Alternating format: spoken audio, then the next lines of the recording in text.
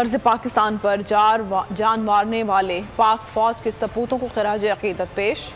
GHQ में यौम शहदा और दिफा की पुरवकार तकरीब मुनक़िद हुई। शहदा की यादगार पर फूल चढ़ाए गए, सलामी दी गई। तकरीब में सैलाब से मुतासरा पाक फौज की खिदमात पर दस्तावेजी फिल्म भी दिखाई गई। रवां साल मुल्क में बदतरीन सैलाब के बायस 6 सितंबर को यौम दिफा की तकरीब मुलतवी कर दी गई थी। अगर आपको ये वीडियो पसंद आई है तो हमारे चैनल को सब्सक्राइब करें और बेल आइकन को प्रेस करें। बोल जो कि हकीकी सहाफत के सफर पे गामजन है,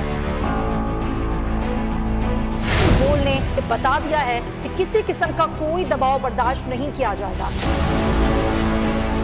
बोल वो वाहिद इदारा है जो अपने एम्प्लॉयज के लिए खड़ा होता है, हकीकी सहाफत के लिए, क्योंकि बोल है हक और सच के साथ।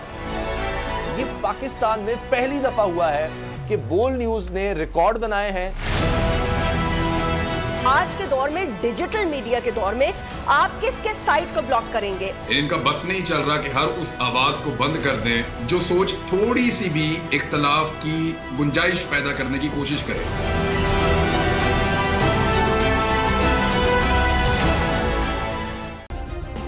सब्सक्राइब करें और बेल दबाएं ताकि कोई खबर रह न जाए।